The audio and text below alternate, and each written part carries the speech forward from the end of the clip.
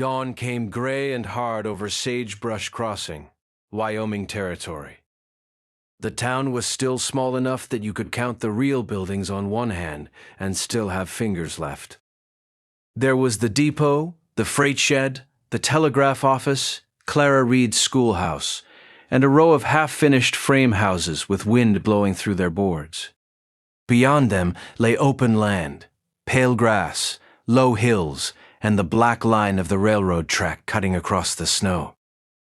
Clara stood at the front window of the schoolhouse with a stack of copybooks in her arms. She was 23, with dark hair she always pinned up fast in the morning and loose by noon. She had 7 children in her class that week, from little Tommy Bell, who could barely hold a pencil, to Ruth, and Eddie Haynes, who could read out loud if the page was not too long. The room was cold, even with the small stove in the corner burning. The walls were thin. Cold came through every crack. She looked west again. The sky there had gone the color of iron. At the railroad office, Ellie Mercer, the telegraph operator, had tapped a weather message before breakfast. Hard snow by evening. Wind out of the west. Clara had read it once, then twice. By noon, she had walked across the street to the post office, the general store, and the boarding house to make sure people knew. This town had no church yet and no big hall. If the storm came as hard as Eli said, the schoolhouse would have to be the safest room in town. That meant the big cast-iron stove had to arrive today. It was the only stove large enough to heat the schoolhouse in a real storm. The town had ordered it weeks ago from Cheyenne. The freight wagon had brought it from the rail yard at dawn, but the road out of town had turned ugly after the last thaw. One wheel sank into a muddy ditch, then froze there in the morning cold. The wagon made one hard jerk, and the stove slid off the bed. Now it sat somewhere east of town, heavy as a safe, and just as hard to move. Clara had not seen it herself, but by late morning Amos Tate, the wagon driver, came in with his hat pushed back and his cheeks red from the wind. "Miss Reed," he said, catching his breath, "I've got bad news and colder news." Clara set down the chalk she had been holding. "Tell me the bad news first. The stove is off the wagon. The wheel dropped in the wash east of the last rise. We got the wagon out, but that stove won't move by one man, and it sure won't move before dark without help." Clara stared at him. "How far out?" 2 miles, maybe less. I left a man with the wagon. He said he'd stay by it, but he can't lift it alone." The room seemed to grow colder at the news. Clara looked at the children. Tommy was rubbing his hands together. Ruth Haynes had stopped tracing letters and was watching her face. "What happens if it stays out there?" Clara asked. Amos shook his head. "If the storm hits before we get it in, you can kiss that stove goodbye till spring.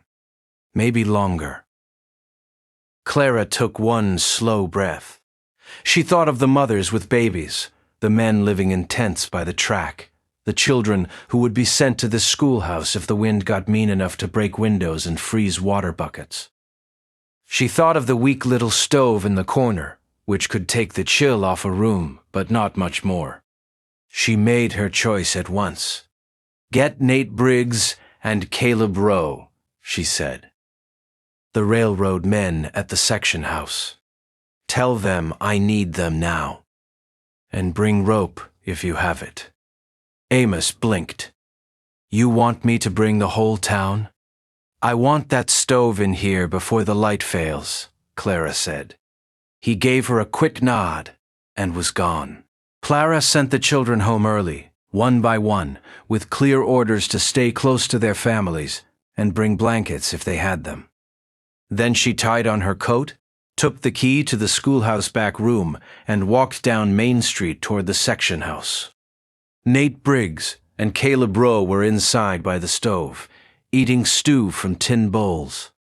They were both railroad men, broad-shouldered and tired, with black dust ground into the lines of their hands.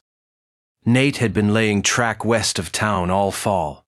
Caleb had come in with the grading crew.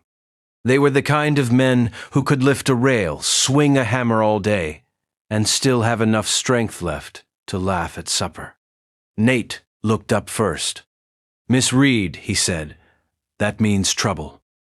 "It does," Clara said. "The storm is coming, and the schoolhouse needs the big stove." The wagon dropped it east of town. "I need the two of you to help me haul it in." Caleb set his bowl down. "How big is this stove?" "Big enough to heat a room full of people," Clara said.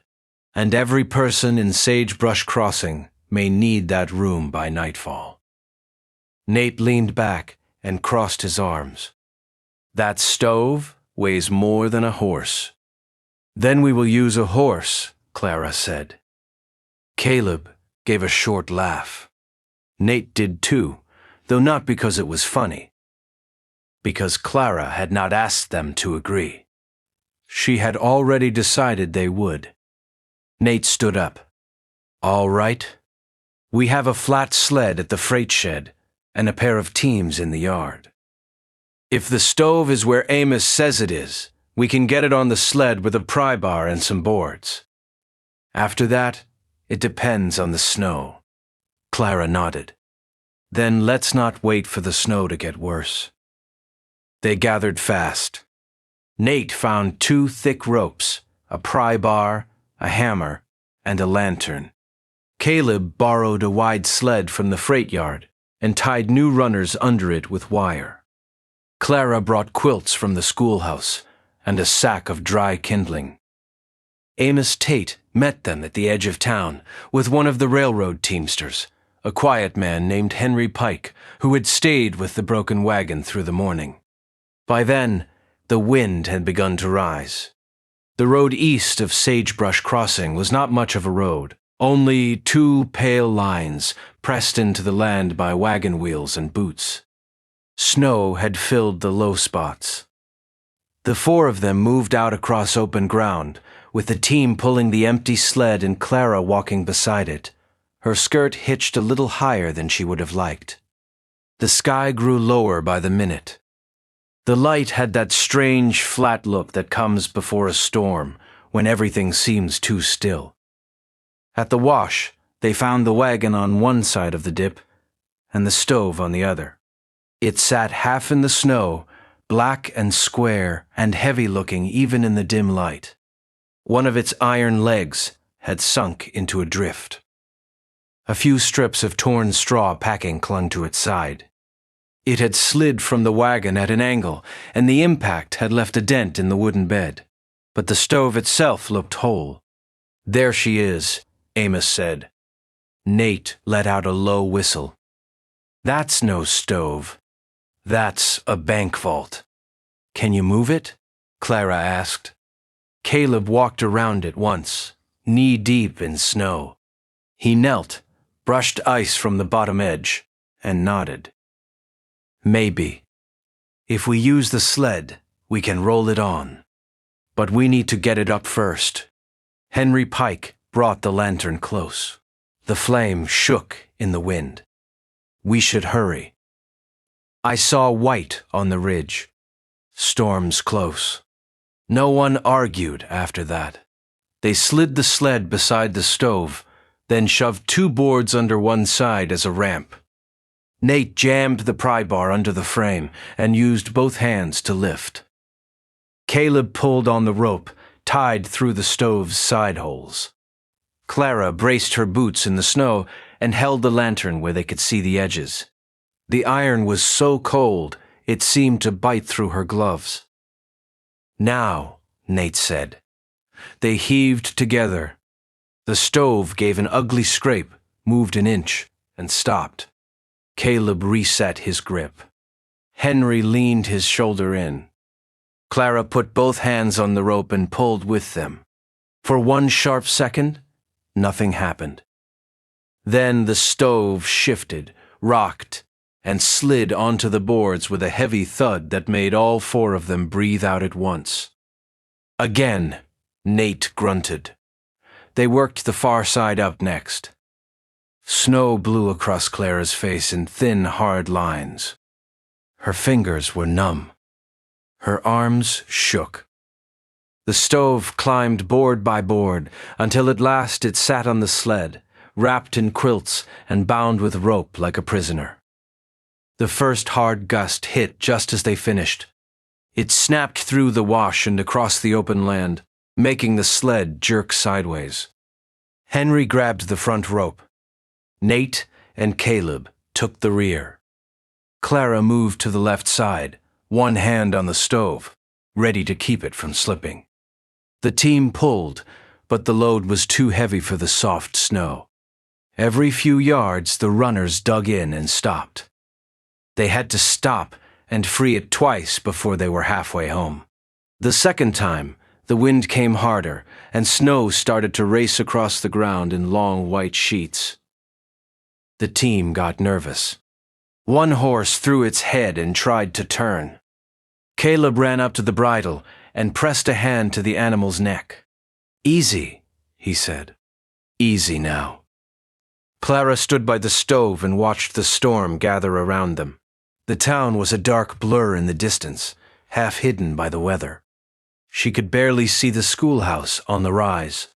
If they lost the sled here, the stove might never make it to town before the road vanished under drifts.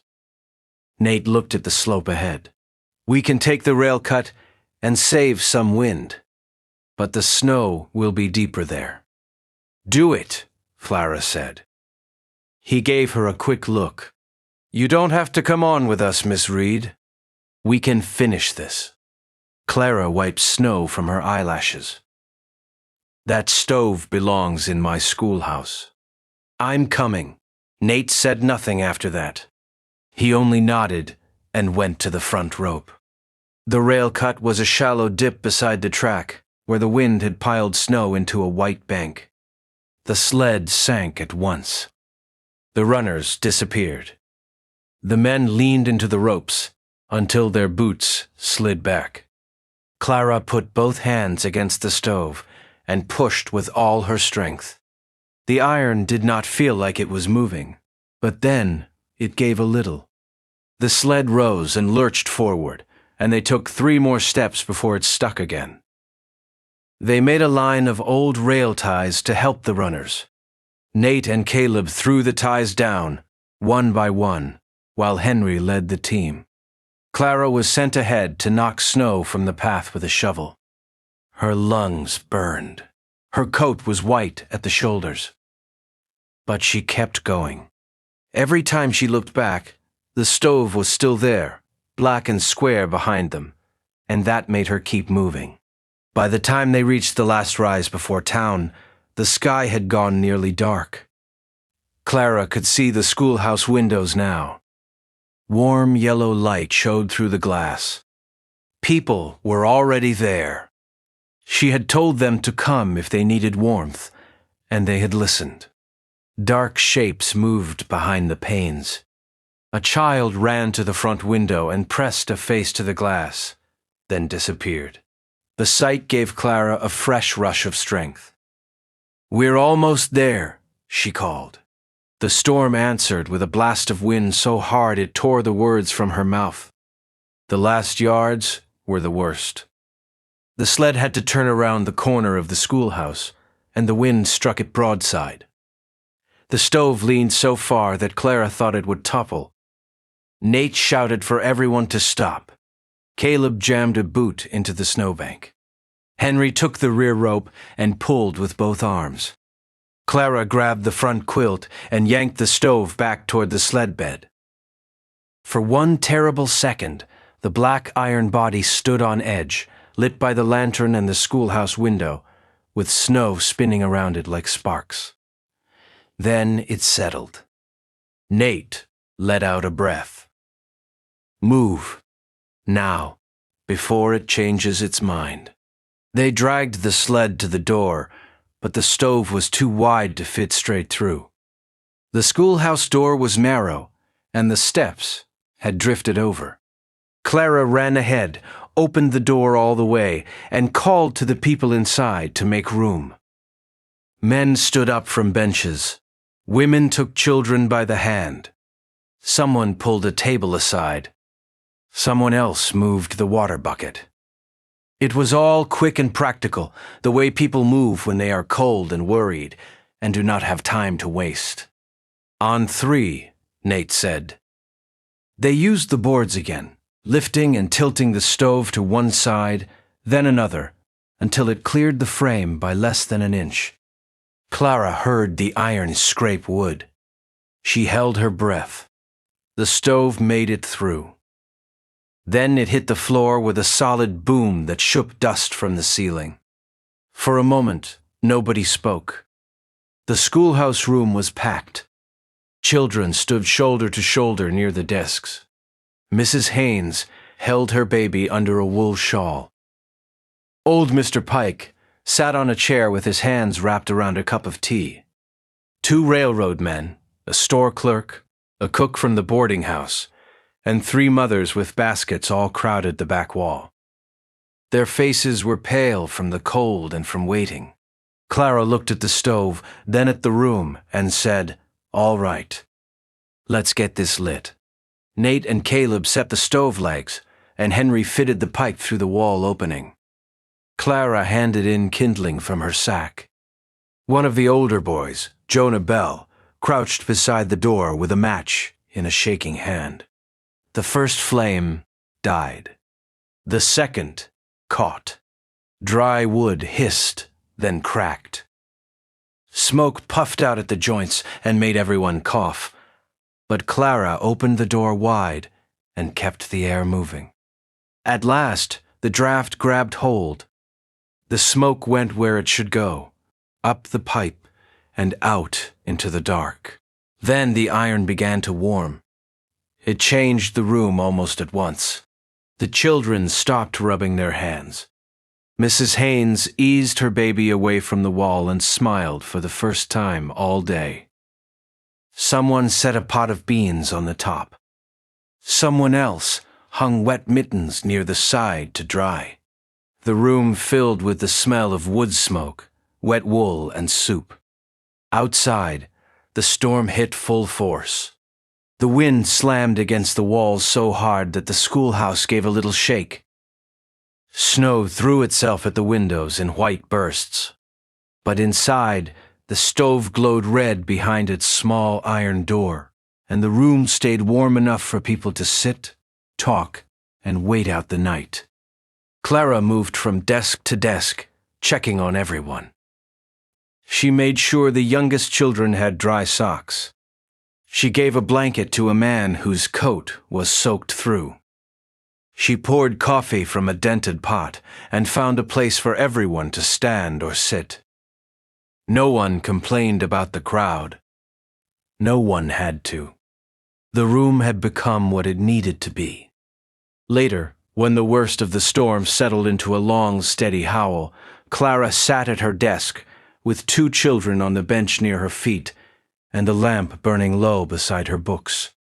She read a few pages from a geography primer because the younger ones wanted a story, and she had no story better than the one the room was making itself. The older boys helped keep wood near the stove. The mothers whispered over the baby blankets. The railroad men took turns looking out the window and then came back to the heat with snow on their boots. At midnight, Nate Briggs stood near the stove and looked around the room. "You were right," he said to Clara. "If that stove had stayed out there, we'd be in trouble now." Clara smiled, tired to the bone. "I know. Town's got a heart after all," Caleb Rose said from the back wall. Nobody answered, but several people nodded. By morning, the storm had passed. Sagebrush Crossing stood under a thick white cover. Snow lay in the street, in the wagon ruts, on the roofs of the freight shed and the store. The railroad track was half buried, but the depot still stood. Smoke rose straight and thin from the schoolhouse chimney. Inside, the stove was still warm. Children were asleep on blankets near the wall. The baby had quieted. The beans on the stove had turned into a full pot of supper, and then breakfast. Men went out, one at a time, to shovel the walk and check the track. Women folded blankets.